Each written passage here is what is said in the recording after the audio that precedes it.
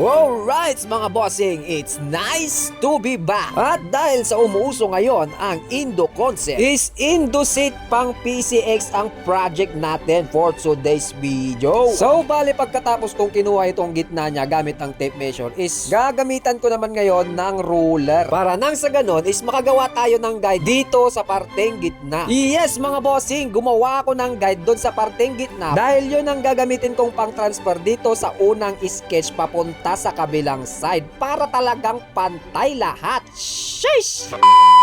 Okay, alright. So pagkatapos kong nilagyan ng mga sketch, is lalagariin ko na may halong pagmamahal. Parang nagluluto lang, may halong pagmamahal din. A few moments later.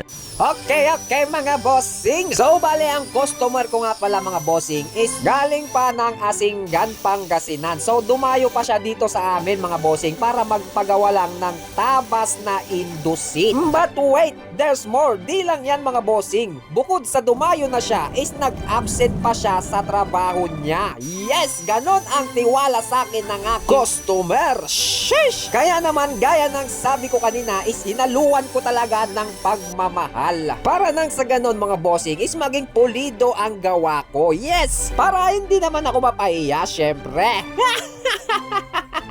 Alright mga bossing, so para mas lalong maging pulido is tatabasan ko pa dito sa mga parteng gilid niya para sumabi ba ang mga kantuan ba. At eto na yung K-pop na Thailander kasi yung buhok niya is parang K-pop tapos yung damit niya is pang Thailand na SDR. O tingnan nyo. K-pop ba? K-pop pa ang hit. In short, Sam. Yes mga bossing, Sam. Sama ng mukha.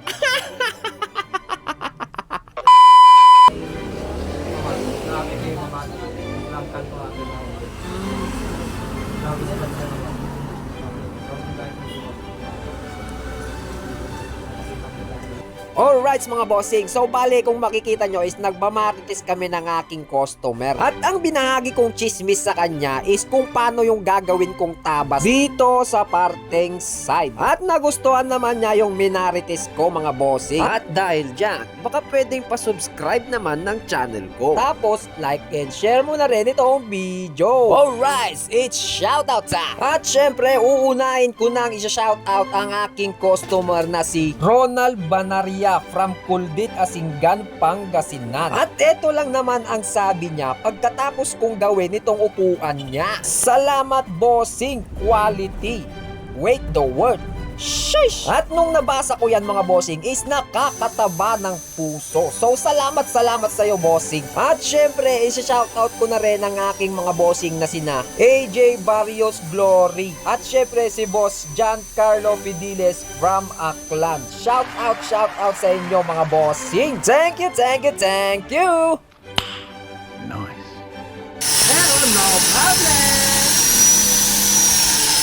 A few moments later. Alright mga bossing, so bali pagkatapos kong tabasan is gagawan ko naman ngayon ng pattern gamit ang mga ritasong leather. At itong ginagamit ko is ritaso to tong may inapolsterehan akong sidecar. Yes mga bossing, ganito ako gumawa ng seat cover. Una ay gagawan ko muna ng pattern bago ko i-transfer dun sa mismong seat cover. Dahil lang tahi nito mga bossing is yung pinentel-pinan ko. At eto yon, yan mga bossing. At kaya ako nilagyan ng sketch dyan gamit ang pentel pen mga bossing is yan ang magsisilbing guide ko para makagawa ng pattern na tapat sa mismong tabas. Yes mga bossing, para tapat na tapat at lapat na lapat sa tabas. Sheesh! At kaya ako sinasabi to mga bossing dahil may nag-chat sa akin noon na tinatanong niya kung paano ang diskarte ko kung bakit lapat na lapat yung mga tahi ko dun sa mismong tabas. Alright, that's right, meow. A few inches later. Okay mga bossing, so tapos ko nang tahiin itong seat cover at sandpaper pala ang napili ng aking customer. At para talagang lapat na lapat is ganito lang ang gawin nyo mga bossing. So bali may pattern rin ako dito sa mismong seat cover at itatapat ko lang ng ganyan doon sa kinuha kong guide kanina sa parteng gitna. Sheesh!